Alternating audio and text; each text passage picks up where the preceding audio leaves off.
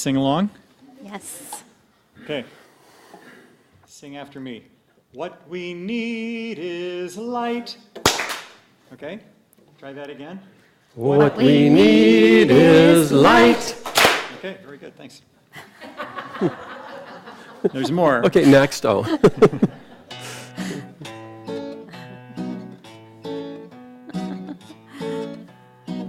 Brother, I've a faint suspicion you and I've been led astray, taught to drive the devil from us. We've invited him to stay.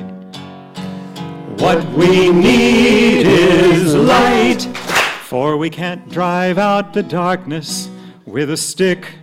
With a stick, no, we can't drive out the devil with a stick. Some proclaim all men are sinners, can't escape the devil's might. How their interest must intrigue him, they won't let him out of sight. What we need is light, for we can't drive out the darkness. Talking sin, no, we can't drive out the devil talking sin. Some of us were taught the slogan, social evils must be slain. But can anger drive out sorrow? How can passion conquer pain? What we need is light, for we can't drive out the darkness while we hate. No, we can't drive out the devil while we hate. Brother, have you ever wondered why the darkness lingers on? If we want to see the sunrise, let us turn and face the dawn. What we need is light, for we'll only best the darkness when we love, yes, we'll only best the devil when we love.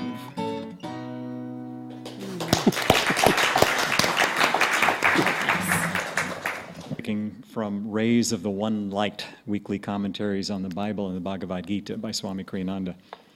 This week's commentary is titled, In Surrender Lies Victory.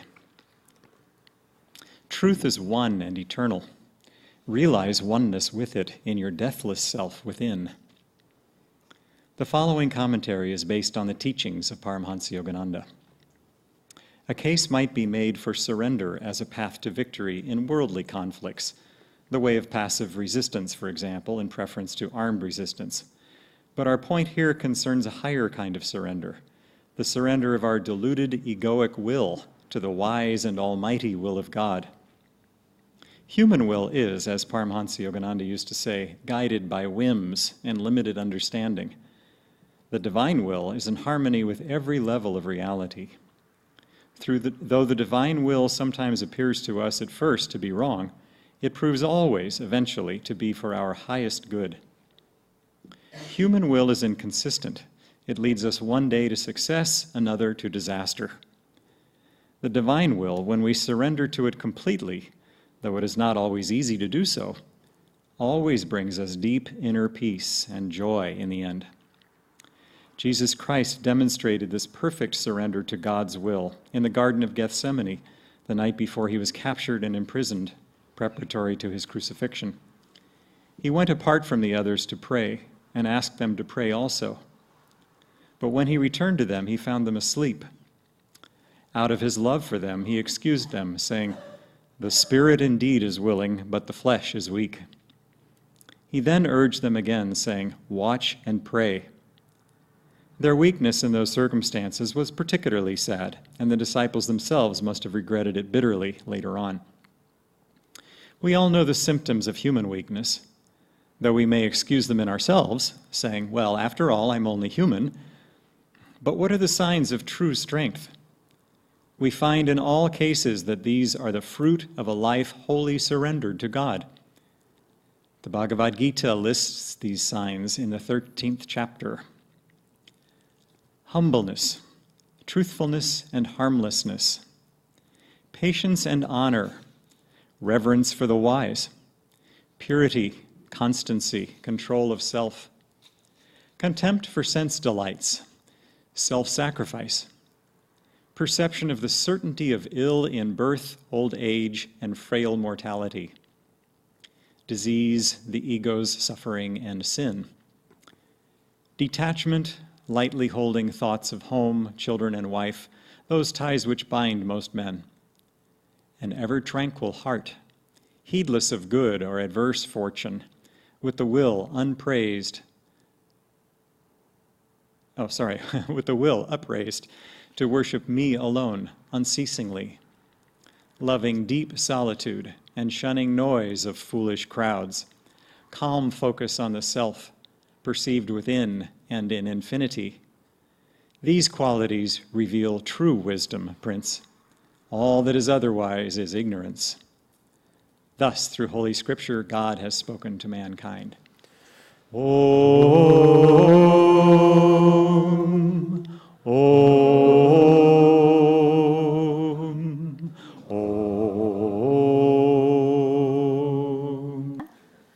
Good morning, everyone. How is everybody today? Awake and ready. Yay. Thank you, everyone, for coming. It's a joy to be sharing this time together. We'll start with a reading from Whispers from Eternity. This is Yogananda's book of prayer demands and poems. And this is a demand this morning.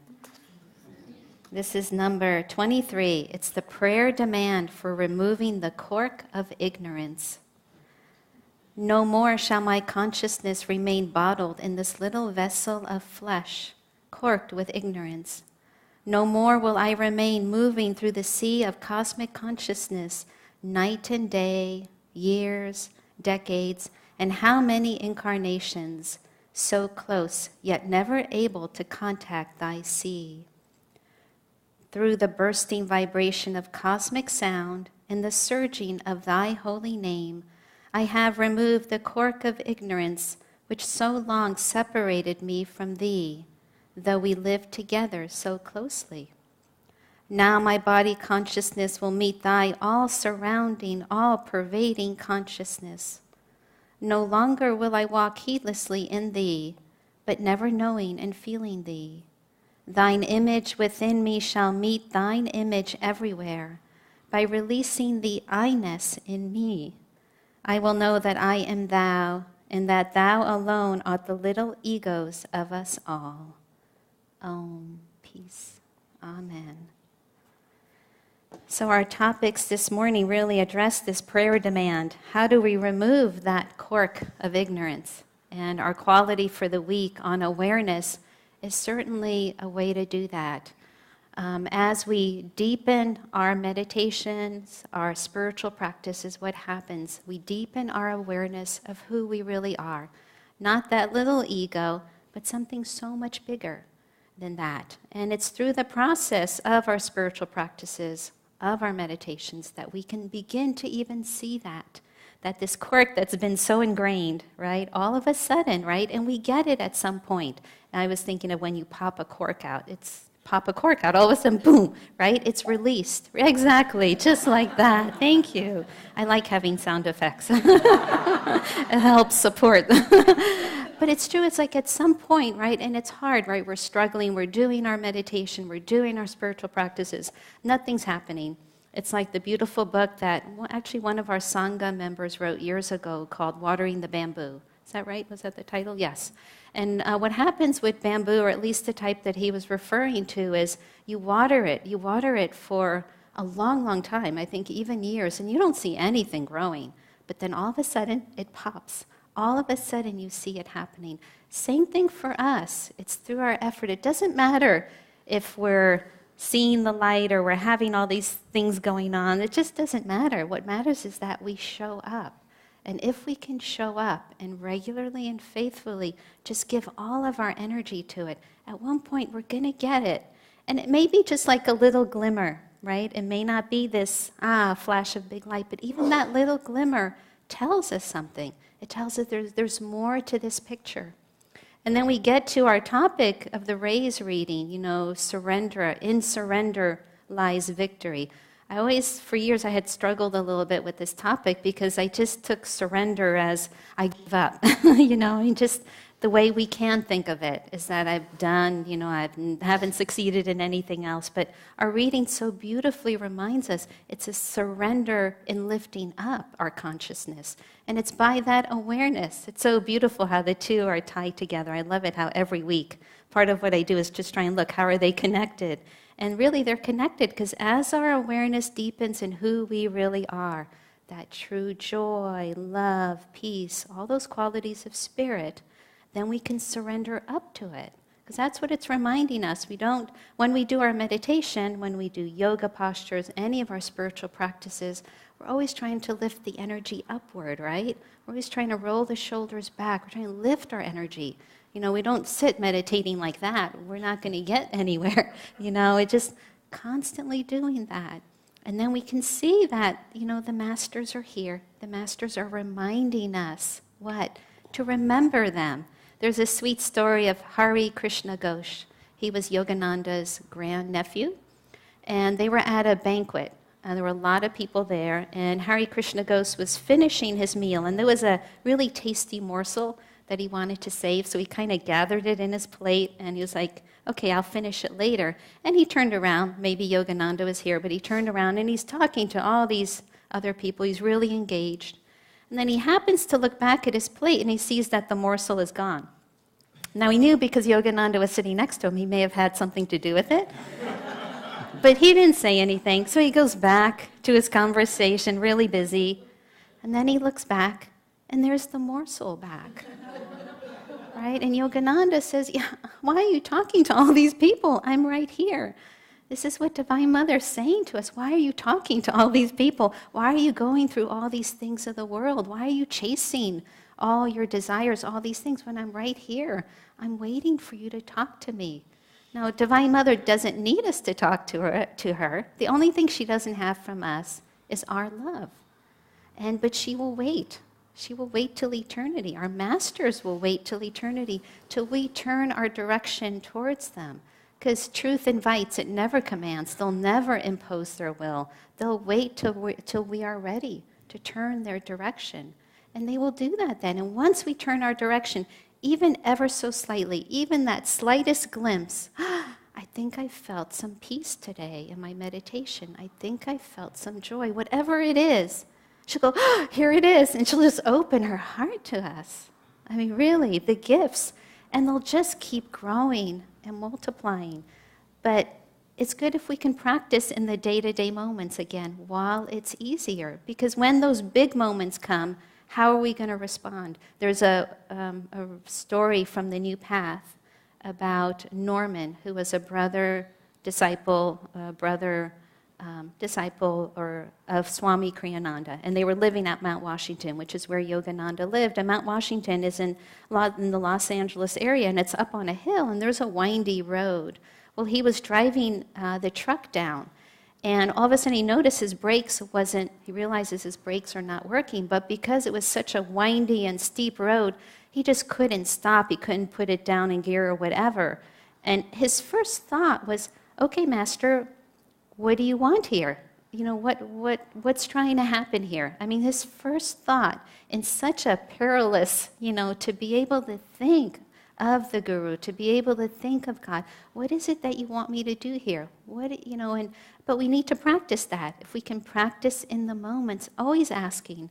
The masters say, invite me into your meditation. Invite me into your daily life. Say, okay, what should I do now? How do I do this?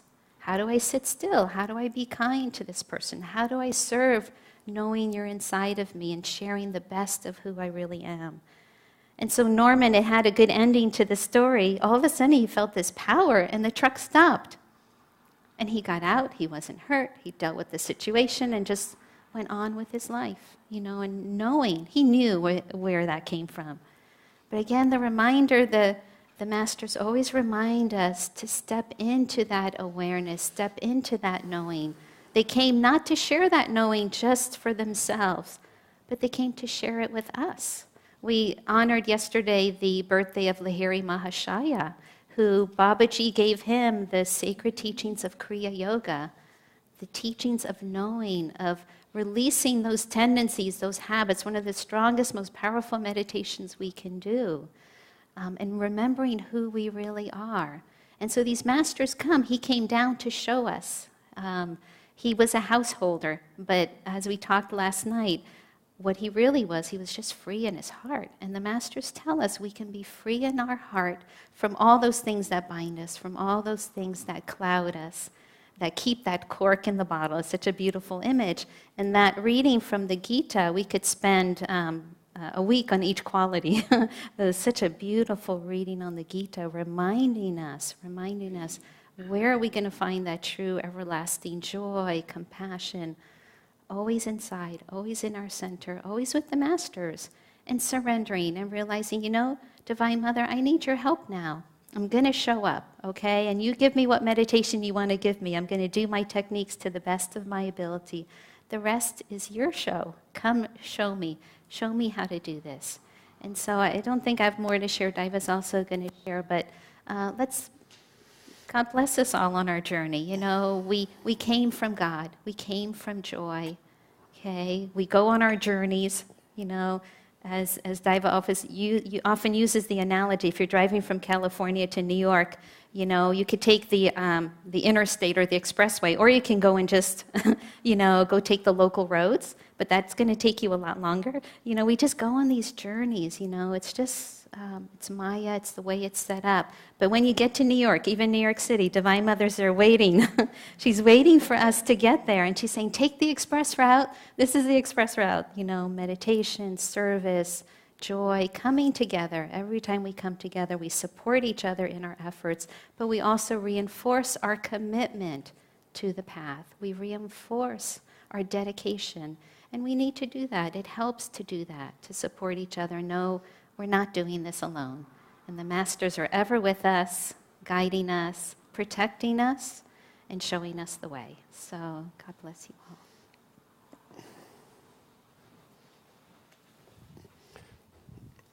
I think the Lord must be in New York City. There is a song. Anybody remember that Harry Nilsson song? I'll do you a favor and I won't sing it to you. There is a phrase that is central. There are two guiding principles of Ananda. One of them is people are more important than things. People are simply more important than things, and that means more important than projects, more important than anything. People and their higher reality, that's what Ananda was born to serve, was people awakening. And you often will find, if you come to Ananda, that people are in very odd positions. Not at all necessarily according to their strengths, because there's something for them to learn in the odd place that they're in. And at one point, Ananda was born in Northern California at Ananda Village, and it's a global work, and even from the beginning, Swami Kriyananda would talk to Ananda people and say, this is going to be a global movement. And you would think that he would want it to be extremely efficient and, let's get it all out there and make it all work and stuff. But at one point, the Expanding Light, which is the original international retreat center, at the very heart of Ananda, the chef couldn't taste or smell. The accountant was dyslexic. And the person running the boutique was colorblind.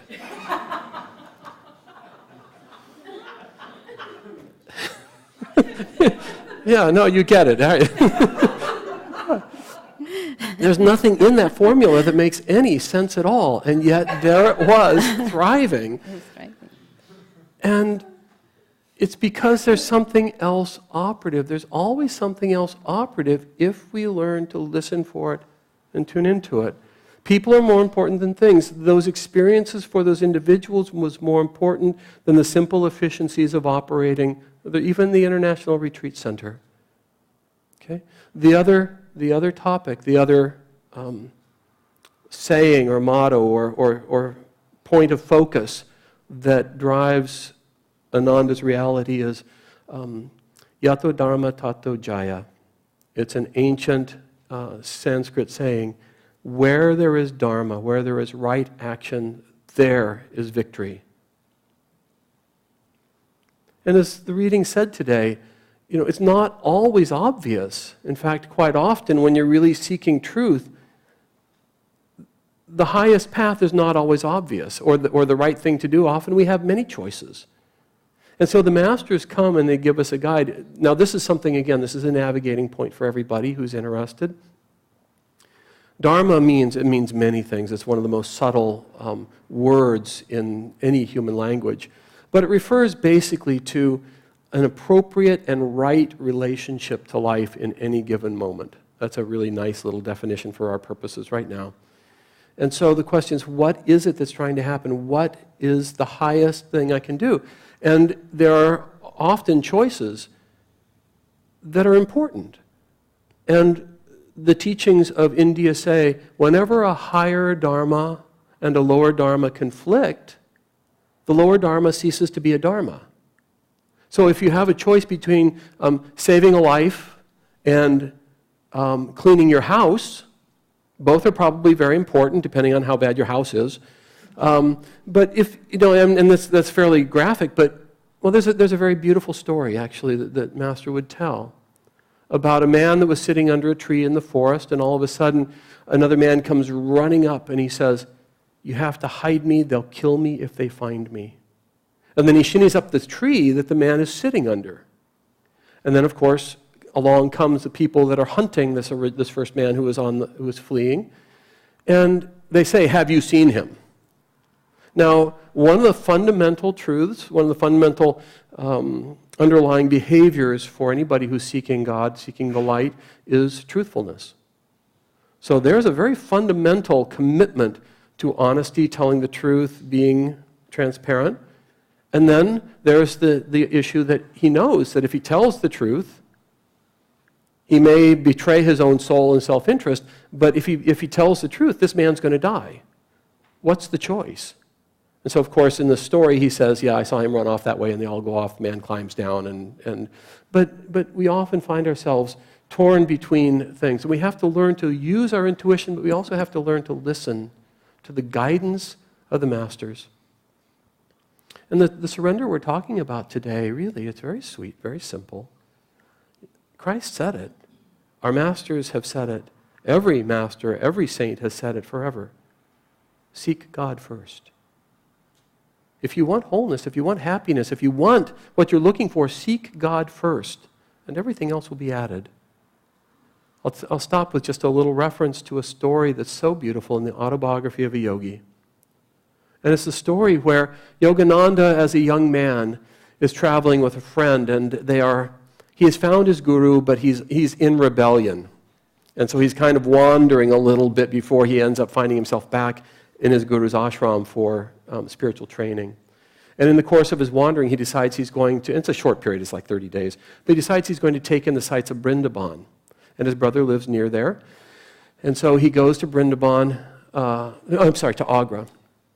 And so he goes to Agra, and his brother, who is very worldly, says, "You mad monk, I want to, let's prove once and for all whether you're on a fool's journey by seeking God first and renouncing the world, letting God take care of the rest of the world, or whether you are actually, this is a meaningful thing." And he says, "I challenge you. Go to Vrindavan for a day. Take nothing with you. No money, certainly no cell phones, they didn't exist, but no, no money, no resources. You cannot tell anybody of your decision. I'll buy you a one-way ticket to Vrindavan. You must miss no meals. You must tell nobody of your circumstances. You must return by midnight tonight. And if you meet those conditions, I will be the most astonished man in all of India." And so, without even hesitating a moment, Yogananda says, "I accept the challenge. You think my love of God and my trust of God is constrained to, theory? Of course I'll go. Of course I trust that God will take care of me. 1,000,000 times I've offered myself into the care of the divine, and never have I been let down. And so off they go. And the very first thing that happens is they're on the train, they land in Vrindavan, and as they're getting off the train, these men walk up and accost them and wrap their arms around them and say, you look like, we could feel it, you look like disciples, devotees of the Lord Hari, of Krishna. Vrindavan is, by the way, the town of Krishna. He says, we were supposed to bring a prince over to this ashram. He's a patron of this ashram for a meal, and he couldn't make it. We will take you instead. And they go to this ashram, and they're fed what Yogananda said was a meal that created a memory of a lifetime. They're hosted like princes. Okay, this is how God cares for us when we offer ourselves, you know. And he goes through the day, and they never miss a meal. He ends up with another. He ends up with a disciple, and they finish the meal, and his companion is always the interesting character in the story because he's always worried. And Yogananda is just going on faith. And as soon as the meal's over, he says, "Now what are we going to do? You know, that was just an accident. That was just incidental." And he's sitting there complaining, and another man comes up and he says, "My guru." He says to Yogananda. Yogananda says, No. He says, "Yes, I was meditating earlier today, and your face appeared to me. You are my guru, and I want to show you the town. I want to care for you. I want to make sure you get all your meals." He shows them all of the sites of Vrindavan, make sure all the meals are taken care of. At the end of the tour, he gives him this big pile of rupees, buys him a ticket, gives him a bunch of sweets, and puts him on the train. The trick is we can't know of the care of God. We can't know that these things are true if we spend all our time trying to do it ourselves and being self-protective. The world will never make it convenient for you to seek God, never. And the more sincere you are about trying to find God, the more Maya will work on you and try and deflect your purpose. And if you allow Maya to deflect your purpose, that's what you get. You have to determine to find God no matter what the cost, but then you have to prove it step by step by step all along the way. You can't be blindly optimistic and blindly trusting. We have to go through the process of asking the question, putting ourselves in place. Say, okay, Lord, I trust you. This is way past me. This is way past my level of faith, my level of confidence. I feel it's what's trying to happen, and I will step into it. But you have to prove your presence and your care.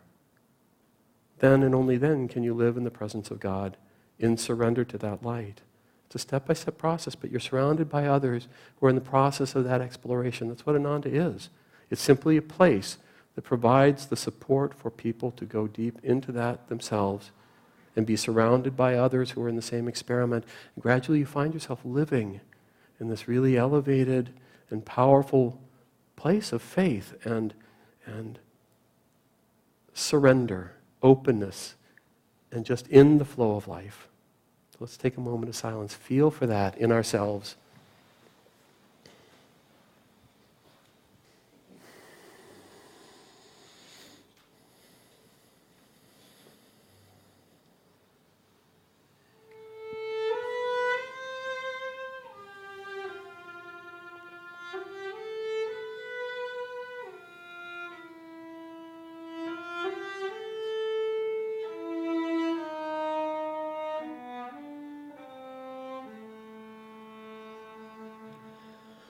Love is all I know, sun rays on the snow of a winter long, in darkness without song. Oh, my heart's afire, burning all desire. Only you remain, and life again. Too long I did stray, flung lifetimes away, imagined you did not care. I know now your smile was mine all the while I listened, and love was there. I can't breathe for love, all the stars above call to me, come home. Life's waves all end in foam. Only love can heal all the pain I feel. What a fool was I to turn away.